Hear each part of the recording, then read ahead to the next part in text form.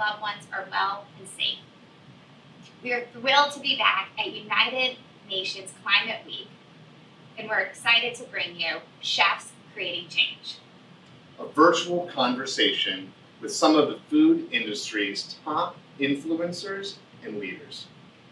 Last year, we had a powerful session called Stop Food Waste NYC, attended by thousands, where people were able to sample delicious zero-waste recipes and hear from leaders such as Chef Elizabeth Faulkner, Danny Nierenberg from Food Tank, and the godfather of the food waste movement, Tristram Stewart. Before we get started, let's take a moment and thank Alan Steele and the teams at the Javits Center and Cultivated. They made last year's Stop Food Waste NYC a tremendous success, and thank you again for having us this year at UN Climate Week. Creating change in the food system is more relevant now than ever before. However, sustainability has always been a priority with Compass Group. 3 years ago, when our global CEO, Dominic Blakemore, took the reins, he introduced a new strategy. It included people and performance, but he added purpose. He recognized that doing the right thing for people and planet is not only imperative to our company, the communities in which we serve, but it's imperative to protecting the health of our planet. According to Project Drawdown, 30% of all food produced globally ends up in landfill. Today, we're excited to talk with our chefs and influencers about what they're doing every day to reach their sustainability goals. Compass Group is a food-first company, and we think the easiest way to create change is by serving delicious meals.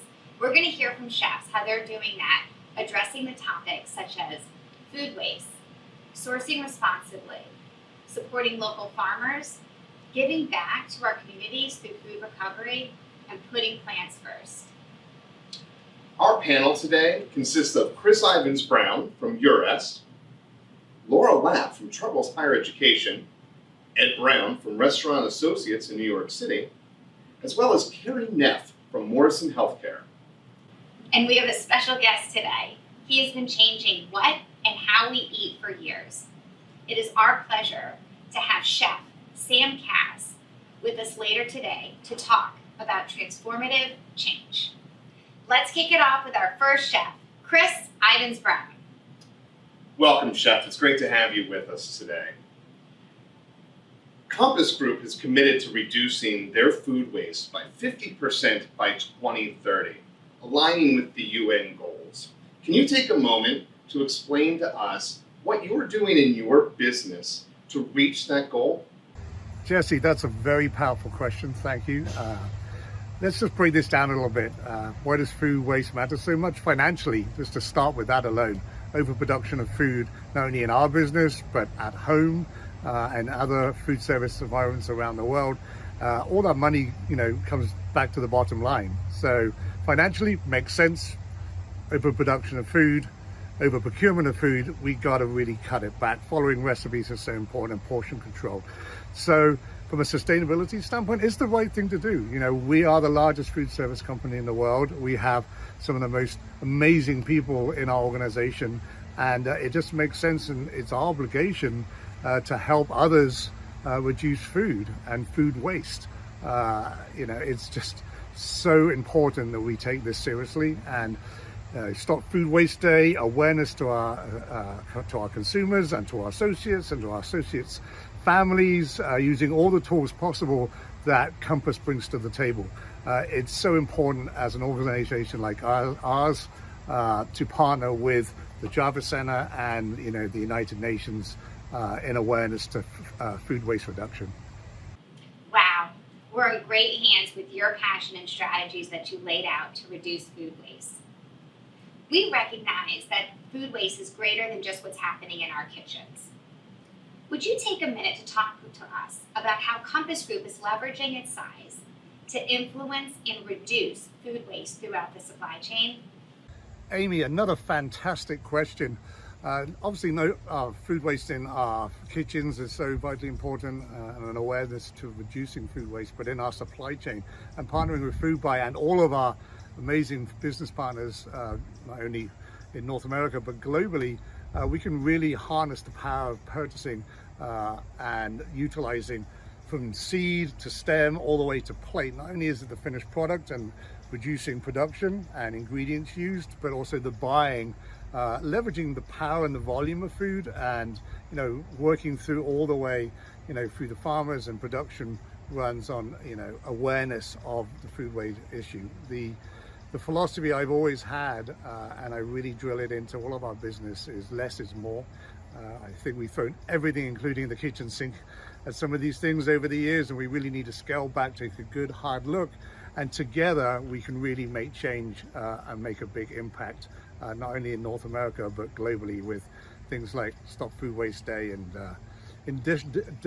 imperfectly delicious produce is another one. It's just a tongue twister, but those kind of initiatives are so important. Chef, those are fantastic strategies for you and chefs that work in kitchens and people that have the ability to leverage supply chains to reduce food waste. For people like me that are just cooking at home, and for those that are watching today, what is the one tip that you can recommend that they do in their home kitchens that can create the most change in reducing food waste? Jesse, good question. Obviously, we're all spending a lot more time at home these days. So what's my tip for food waste at home? Really just going day by day. I mean, people can't go out day by day necessarily, but cross-utilization of product. We kind of cook for a day part, lunch, maybe then evening, and then enough for the next day, utilizing everything we possibly can. And then, if there's coffee grinds left over, we throw them in the garden. We utilize them in our gardening. Try and growing our own produce and herbs is always a good thing to do at home. But I'm big into dehydration with a dehydration machine. If you've got grapes that are starting to brown, dehydrate them, olives, carrot peelings, beet peelings. So we can try and utilize and make powders out of them, have fun with the kids, put it in pastas, risottos, kind of cool stuff. But really is, again, less is more, and really buying less and not procuring and overproduction, and really that comes down to it, and cook only what you can eat on a day-to-day basis. Great tip, Chef. And to learn more, go to stopfoodwasteday.com and follow us on your favorite social platform. We just had a fantastic conversation regarding food waste and how it's being tackled around the country. Now we'd like to shift gears and talk about how we can positively impact our local communities that we serve. It is my pleasure to introduce to you Laura Lapp. Laura works for Chartwells Higher Education, and she runs their wellness, sustainability, and culinary innovation platforms. Laura, can you share with us how Chartwells incorporates local produce and products into their menus? Hey Jesse, it's great to be with you. Local purchases are super important to Chartwells Higher Ed. It's one of the pillars of our organization and really the foundation of our culinary approach. It looks different on every single one of our campuses. Big picture, we have a goal of 20% of all of our food and beverage purchases sourced locally on every single one of our campuses. And by local, I mean we're looking for products that are grown, harvested, created within that 250-mile radius of campus. At NYU, that's another good example of where we're doing something a little bit differently. Certainly we're sourcing a lot of product locally. There's lots of fantastic bakeries and local vendors there in the New York City area. But we're also looking at and integrating more hyper-local products there. So we've implemented Farm Shelf to give us that hydroponic, really hyper-local leafy green product. And then at Western University in Evanston, again, purchasing some local products from area vendors, but then we've also got a unique partnership there with a local restaurateur who helped us develop a very unique retail outlet where we're offering products that were created by that local restaurateur. The recipes were created by this person. And then on top of that, everything is sourced from within 100 miles of the campus. So we've got a little bit coming from Wisconsin, a little bit coming from Illinois. Everything is sourced locally, and students are able to participate in that experience. And we really share that message with the student communities. And then we have a lot of campuses that are doing things that are even more unique, where we're building community gardens there on campus, and students are helping build that garden. They're planting the products. They're helping harvest in the summertime, and then we're able to serve those foods to summer camp students. And then we have other instances where we've got really big hydroponic systems, and we have student interns who are helping manage those systems on a semester basis, and they're learning about the entire process of hydroponics, how to properly manage their plants, how to manage the environment, and how to really grow food in a very restrictive urban environment, but get a lot of yield out of it. So it's beneficial to the whole campus community. The students are learning and they're engaged. And again, it just looks so different on every single one of our campuses. It's a great way to integrate the local community and really customize our approach in every single one of our campus communities. Laura, that's fascinating. I love the concept of hyperlocal and how you're bringing it to your campuses.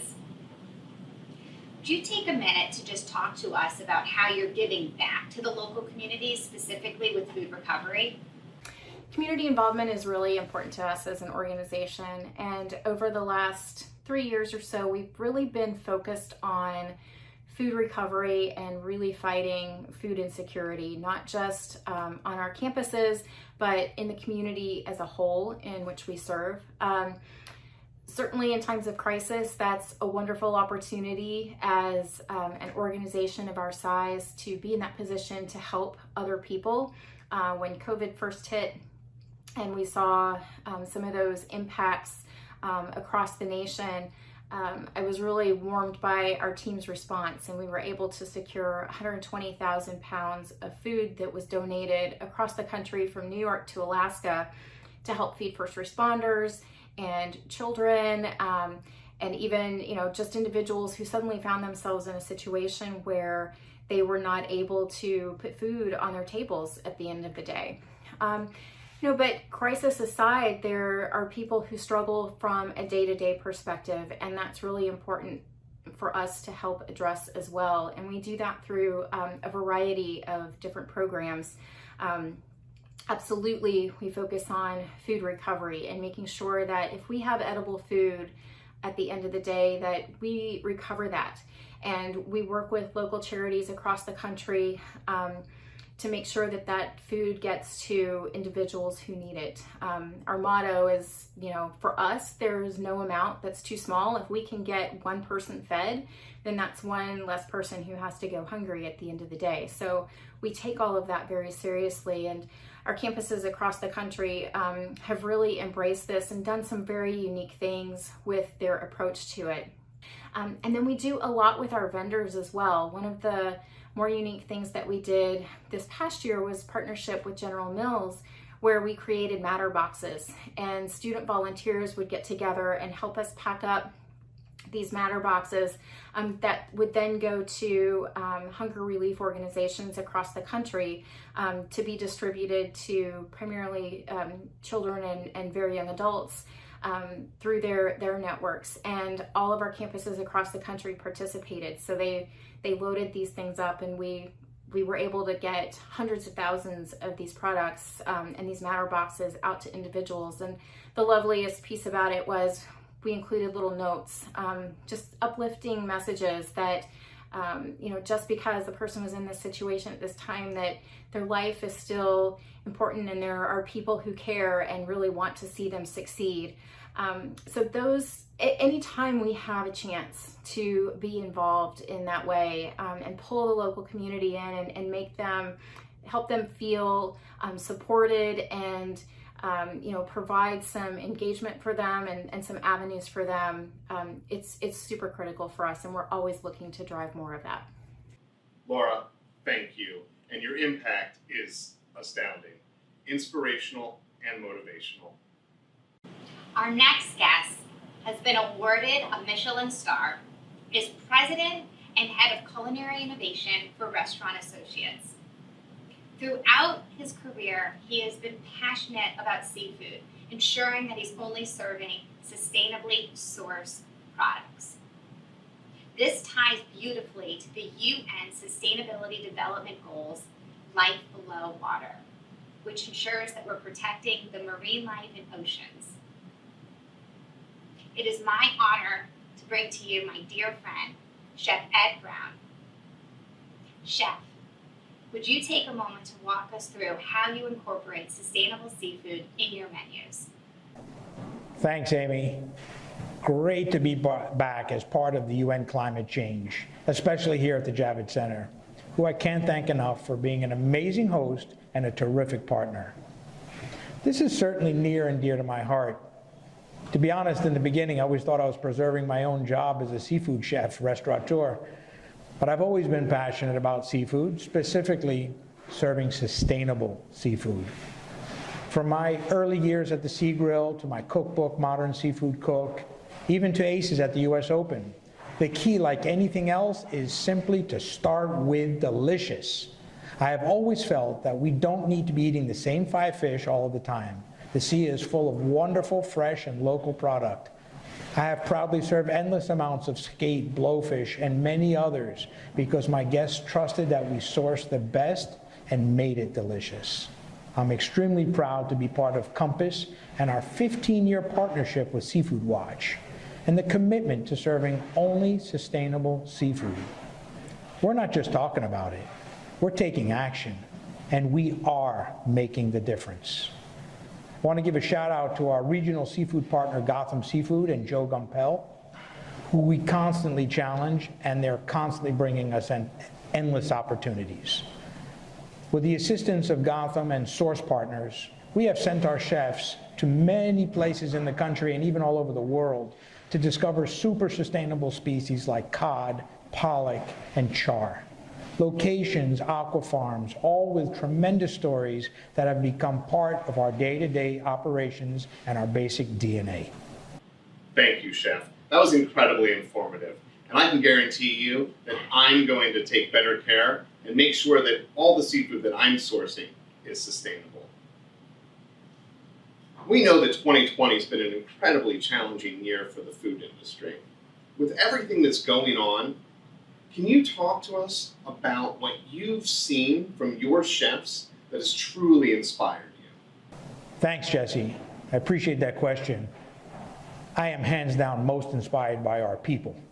When the pandemic started, we reached out to our team members who sprung into action and fed patients and workers at the pop-up hospital here at the Javits, made food for relief workers on the Navy ship Comfort, prepared meals for thousands of food insecure New Yorkers in 5 boroughs, and now meals to thousands of essential workers' homes to feed them and their families. This is extraordinary work, effort, and our people have risen to the challenge in every way. I speak for all of us that we are grateful and humble to have this tremendous opportunity to serve. Chef, that was so motivating. I think we all can agree, our chefs have the biggest hearts. Thank you. And now we're in for a real treat. One of my favorite chefs, Chef Cary Neff. He leads Morrison Healthcare's culinary team and is responsible for redefining and reinvented their menus, ensuring that they're sustainable and wellness driven. He touches over 750 hospital systems across the United States, and they all benefit from his visionary, plant-forward, and delicious menus. And we're in luck. He's going to come to us live from Tucson, Arizona, and share with us one of his delicious recipes. Chef, take it away. Hi, Chef Neff, Morrison Healthcare. I'm so excited to come to you this week as we celebrate Climate Week and stop food waste at its source. Yes, Compass Group is lead the way once again. And as we lead the way, we're making a conscious effort to show really how we embrace the power of food. Making conscious efforts to think about where our foods come from, how it's grown, those growers who work feverishly, what we call essential workers, to bring that food to us. And really being more mindful of so much food that goes to waste, and so many people in need of fresh, seasonal, and nutritious foods. How we can eradicate food deserts. How we can make sure that those byproducts become wonderful, tasty foods. This afternoon, I had an opportunity to go to my local farmers market. And one of the things that really blew me away was not only just all of the great produce and supporting our local farmers, but they had this really great mushroom, and I'm a really big mushroom fanatic. And this is called lion's mane. And lion's mane is a mushroom that's used and really embraced throughout all of Asia, China, Japan, Korea, and also India for its culinary aspects as well as its medicinal aspects. And that's one of the things that drives me, and really how I can learn more and use the power and unleash the power of food and making food as medicine. And mushrooms is just one of those things. It's one of those things that not only that I love and love the umami flavor and the wonderful nutty flavor, earthy flavors of it, but this particular one, God, it has more of a lobster crab-like flavor. So I rushed home, decided on what I'm going to make out of this item, and I said, of course, we'll just make a really nice light risotto, some great fresh Parmesan cheese, a little bit of white wine inside, and a little bit of white wine for myself. Then I decided to switch this up a bit. Switching it up and replacing the arboreal rice, how about with some quinoa? And furthermore, how about toasting that quinoa?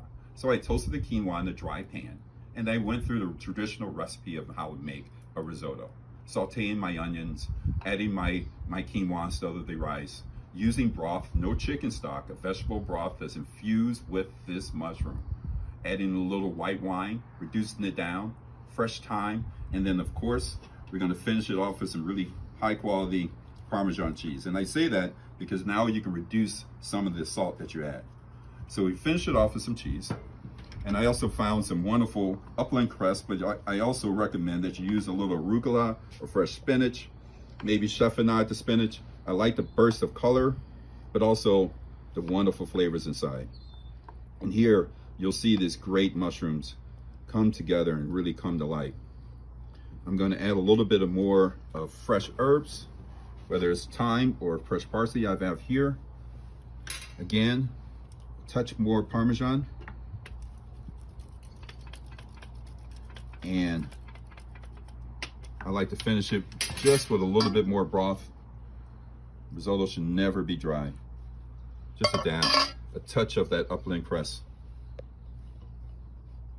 And so, from the farm to the table, utilizing every single part of that mushroom, really showing how foods, fresh seasonal foods with, God, not only flavor, but that power of food as medicine.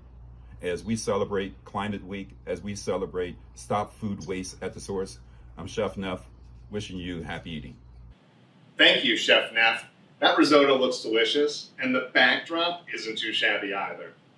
And now we're really going to shift gears and switch to a pre-recorded conversation that we had with the inspiring Chef Sam Kass.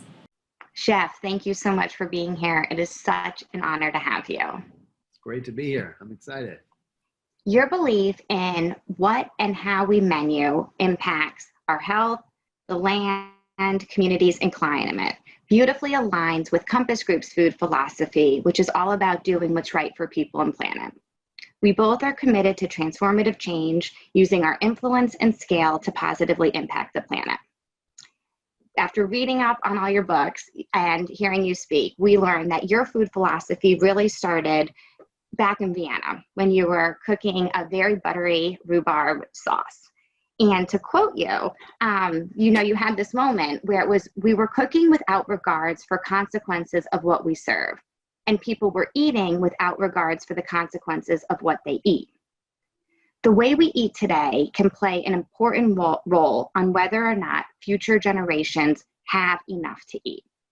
It was really powerful, and that was kind of the start of your food philosophy, which you've taken to the Obama's personal kitchen, to the White House, to your role as Senior Policy Advisory for Nutrition Policy to former President Barack Obama, as well as the executive director for former First Lady Michelle Obama Let's Move campaign, your book, Eat a Little Better, which highly recommend to everyone listening, and then now with your work through Trove.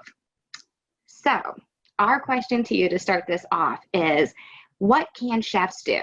What is our role as chefs to combat climate change through our menuing to preserve the planet for future generations? Yeah, well, first of all, I'm so psyched to be here. And I think it's a critical question. For me, chefs are sit between the farmer and the eater.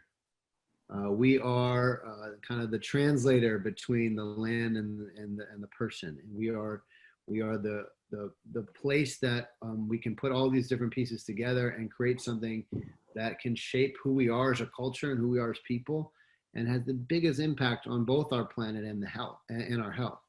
So I think chefs are honestly, in some ways, the most important group that has the biggest role to play in moving, our country and the world forward on these issues around health, climate change, and our food systems. So what we have to do really is figure out, how do we grow things in a more sustainable way? How do we grow different things, much more diverse set of crops?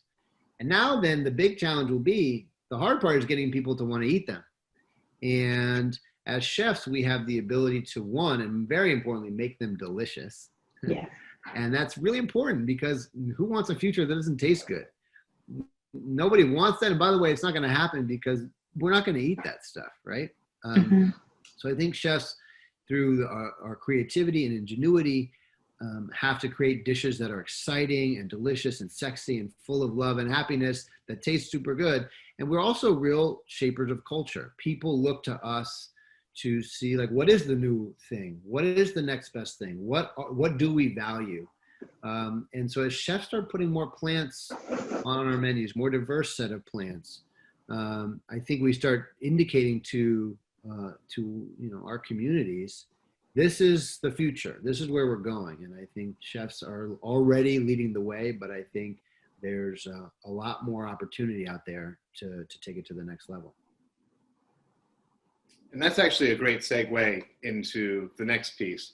Talking about delicious food and putting plans forward, you recently worked with Compass Group, Arizona State, and Google to create the Replant Your Menu program. Our chefs really enjoyed your pragmatic approach, where you're asking them to, you don't have to redo the entire thing, but start with three recipes and go from there. And you talk about this approach in your book as well, where you should have some fun with it, mess around in the kitchen, and work towards creating delicious and nutritious food that just so happens to be plant forward. For all the chefs that are at home watching this right now, what do you recommend that they do to create the same kind of change? Yeah. Look, I think a lot of times when you hear people talk about these issues, you hear like, climate change, the world's coming to an end, everybody's sick, it's food's causing it. There are these big, which, on some levels may be true, but they feel very big and out of touch. But the reality is, like, we're shaping what we eat, plate by plate, product by product, restaurant by restaurant. And we need to take a similar approach. Like, as you design a menu, you design dish by dish. And there's no reason to think that somehow, because we're trying to make some change, that we need to just scrap everything that's gone before and like try to figure out a whole new way of doing it. No, I think it's much more reasonable, definitely more practical, and ultimately sustainable in terms of what we're able to actually accomplish. Just start small, find a couple opportunities to say, take maybe a really big meat-centric dish, and you reduce the portion of that and just up the vegetables. Like right there, if you went through your menu and just did that exercise, so you didn't even actually change fundamentally the dish at all, but just re-evaluated the portions, you'd have a massive impact on the world. You'd be both changing in terms of like what's actually being served, and the carbon footprint, the water footprint, and the health of that dish would immediately overnight be changed. But also you're starting to help shape the norms and expectations of eaters. Right now, we're looked to sit down and we expect like a 16-ounce giant steak and maybe a little thing of broccoli on the side. And if we start to say, look, here's a different plate, and it's just, if not more delicious than what you're used to, but here's the proportions where it's like a 4-ounce piece of meat and a big, beautiful, bright plate of vegetables that goes with it and whole grains. All of a sudden, that becomes my norm. We're shaping the norms. And so that's exactly how we should start. Take another dish that's maybe like, not your healthiest thing, and decide, I'm going to rework that dish. I'm going to work on getting much more nutrient density into that dish. And I'm going to just start with that one. And then I'm going to build on it. And I'm going to just do one dish a week, and then by the time you look up half a year later, you got a whole new menu that is fundamentally better. And that's the kind of process that you go about that I think can stick. If you try to do it all at once, like that never works. It doesn't work in our own lives. Like when somebody's like, okay, I got to go on a crash diet. I'm going to get rid of everything. And I'm going to just eat like perfect food in their, whatever that is in their own mind. Like, why don't we do that like a week or 2 weeks? And like, oh my God, like this is horrible, because it's just not who we are. So I would say stay in your own identity, stay with your own style, and just work step by step to start evolving it in a direction that is going to be both beneficial for the planet and for the people who are eating your food. Yeah, you don't start off going to the gym 10 times a week. You got to work it in where you can work it in, or it ends up like any New Year's resolution. It's got to be able to stick. And so That's right. I like the idea of everybody doing a little something, and it adds up to tremendous change. Yeah, and just stick with it. I mean, I think the key is like if you're going to say like you're going to run a marathon, you just get out and try to run it. Like I would die. I mean, right? Like there's just that's not happening. But you can say, I'm going to run a mile this week. Yeah. Today I'm going to run 1 mile. Tomorrow I'm going to run another mile. And I think it's like I think take that approach and but be in a deep expression of who you are. So don't feel like you have to, as a chef, change the flavor profiles you love, or just try to evolve those to apply them to new ingredients. Because really, in the end, what we're just talking about doing is getting more diverse set of ingredients, mostly rooted in plants, integrating them into our menus. More beans you can cook with, the better the world is. Like beans are the healthiest thing you can eat, basically, one of, and is absolutely one of the most sustainable things you can grow. And they're super affordable, right? So like, that's just a great goal right there. And everybody wins when you do that. So I just think it's not, shouldn't experience this as some giant dramatic overall. It's like the solutions are at hand. Love that, because that's attainable, and that's something we can all strive to, as opposed to your point, just going all in or all out. So that's fantastic. Earlier, I guess it's been several months ago, we were able to sit down with, I know, a good friend of yours and a food hero to many of us, Chef Dan Barber. And we talked a lot about regenerative agriculture. And what was really thought-provoking was he kind of turned it back and he goes, no, what we need is more of a regenerative food culture. And you just mentioned a lot of that as well. It's just, you don't want to go this all or nothing. It's like relooking at the portioning. You don't have to redefine exactly who you are and your flavor and your style. But what more on this cultural shift? So it's like we can make one change a day, but is there anything more that us as chefs can do to really shift the culture to get this transformative change? Be it with maybe more education or menuing, naming, just any thoughts on moving the culture? So my version, I always say you can't have climate smart eating without climate smart agriculture without climate smart eating. Okay.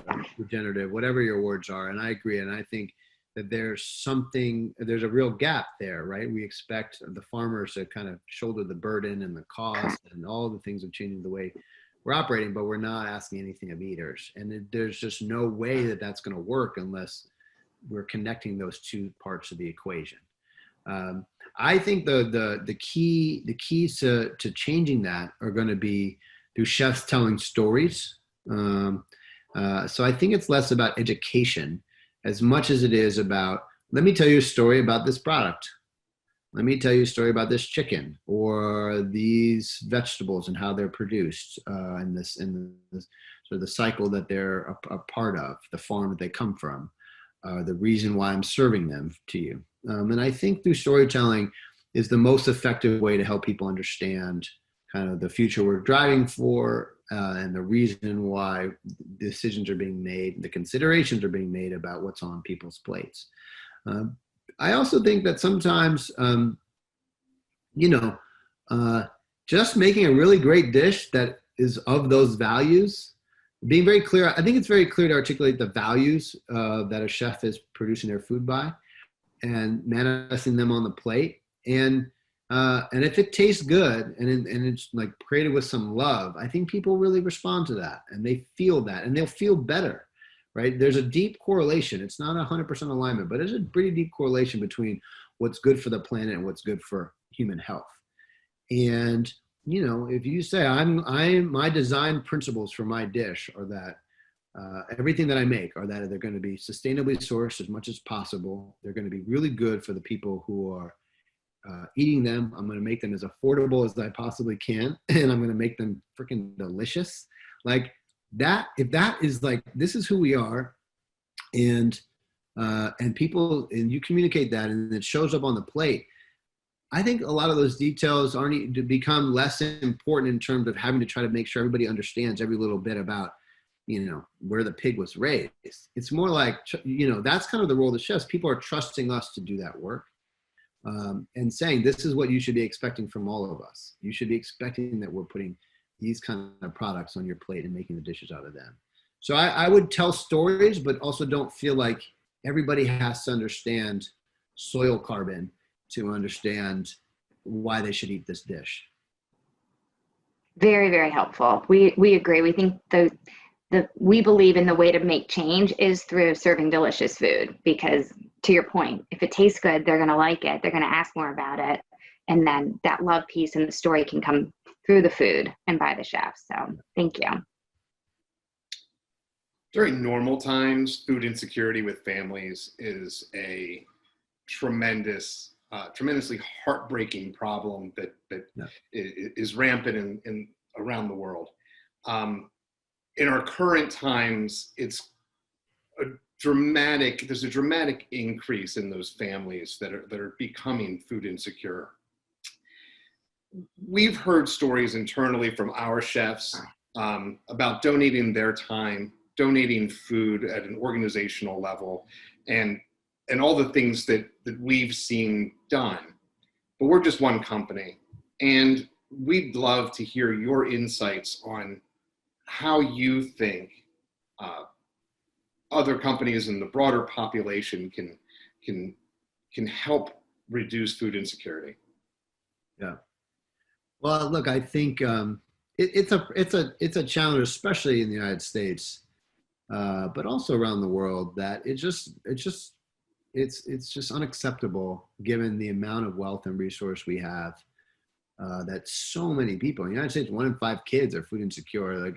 That there's such a high rate of the population that just doesn't have basic nutrition, and it affects all of us, right? It affects our economy.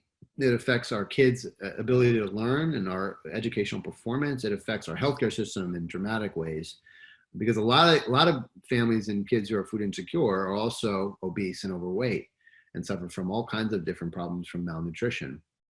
And so on a global basis, we've actually made a lot of progress, but there's still over 800 million people around the world that, are malnourished or undernourished. So this is something that, I think is going to take just a lot more will and commitment to solving it, but we have what we need to solve it. We have enough food, first and foremost, both here and around the world. We don't have enough community support for organizations that are working to help solve some of these challenges on the ground. And quite frankly, these are issues that really need policy solutions. You have a lot of families who have full-time jobs and are still food insecure. Right now, families aren't making enough money, and that needs to be addressed. The minimum wage needs to be addressed. The basic economic power that people have to buy enough food. If you have a full-time job, you should be able to feed your family. I think we can all agree on that. And so that's a problem. I think Our school nutrition programs can continue to be improved. And I just think we're going to have to make sure that government support systems are in place, especially in times like COVID-19, where these challenges and problems in our society are just being exacerbated.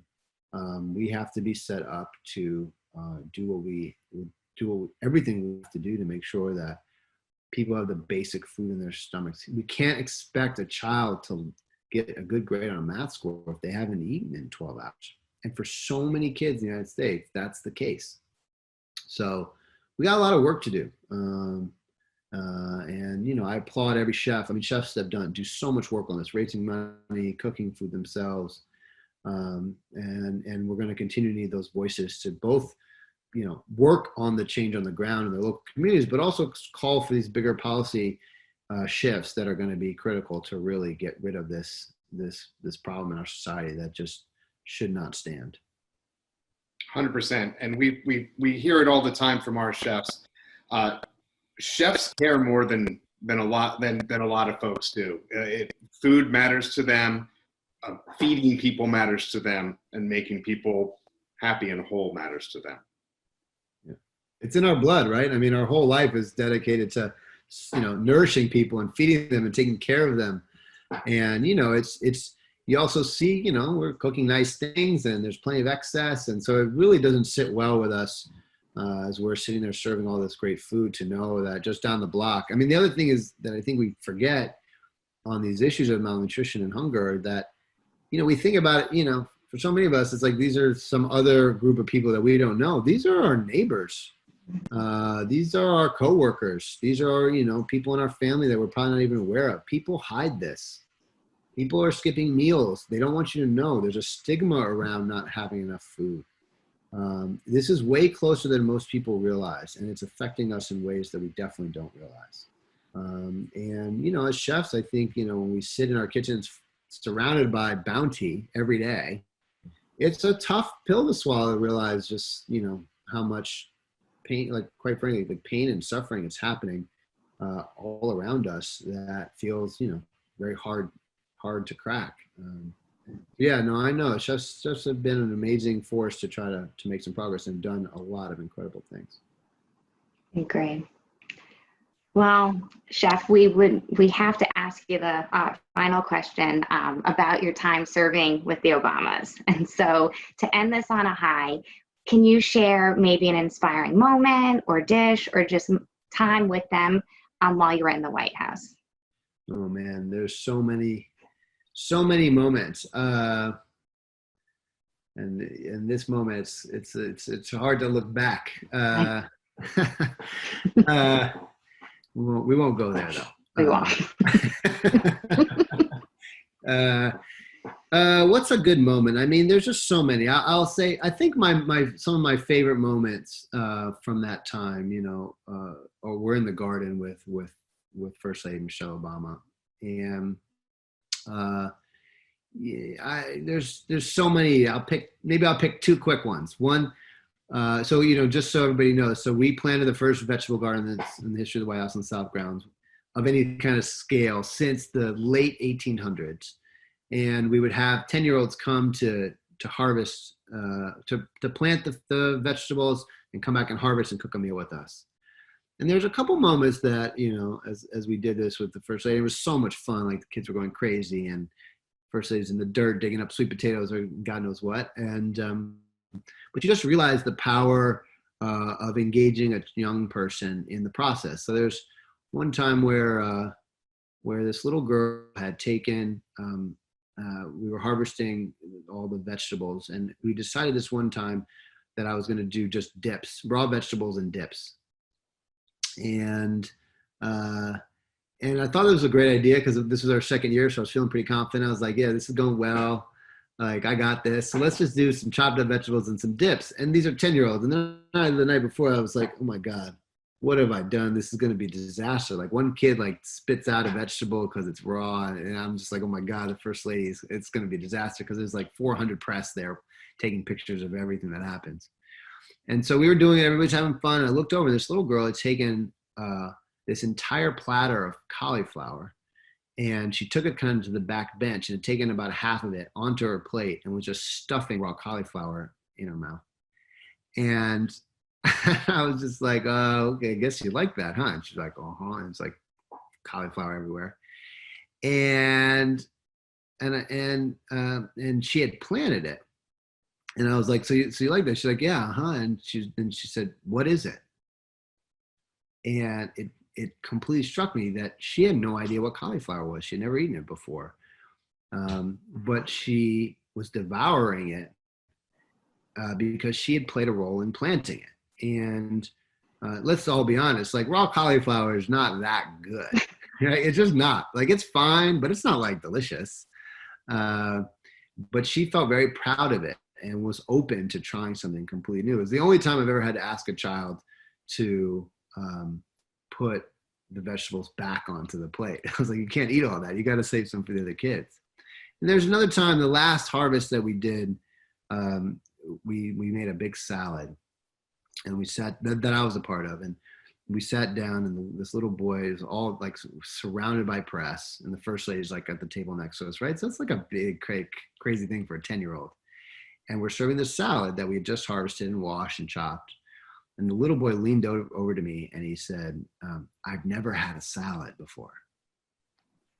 And he was scared because, trying a new food is super, it's like a lot, and there's a lot of pressure, it's kind of like, you got to like it, but he's like, didn't know, he never had tasted it. And, I sort of just said, no problem. Like, just have a taste. And if you don't like it, no big deal.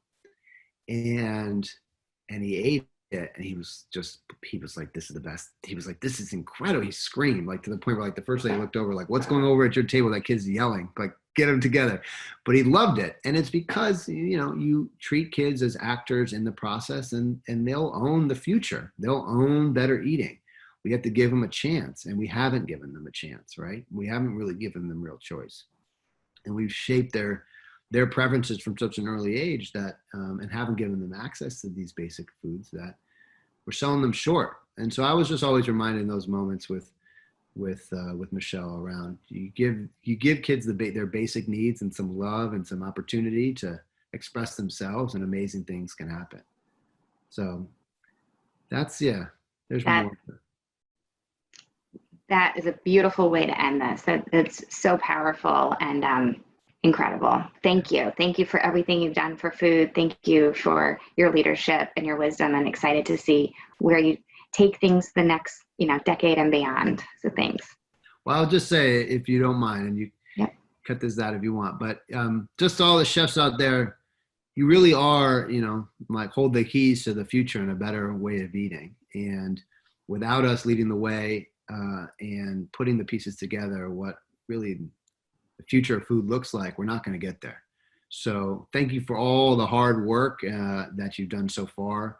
There's so much more opportunity to take this to the next level. And I think, as you do that work, just know that all those hard hours in the kitchen, getting your butt kicked, but, dish by dish, you can really change the world. And so don't ever think that it's small, because it's not. It adds up to something quite transformational. So I'm excited for a big year and a big decade ahead, and we have a lot of work to do. So I thank you ahead of time. Thank you, Chef. Thank you. That was wonderful. Thank you. Great. Fantastic. I'd like to take a moment and thank all of our special guests for joining us today. And I especially want to thank you for taking time out of your busy schedule to listen to these inspiring people. Sustainability in the food system takes many forms, from reducing food waste, to sourcing sustainably, to giving back to local communities and putting plants first in our menus. Our guests are truly living their promise and doing everything they can to create transformative change in our global food system. We hope you've been inspired. We hope that something struck a chord in you. We hope you join us in our chefs creating change.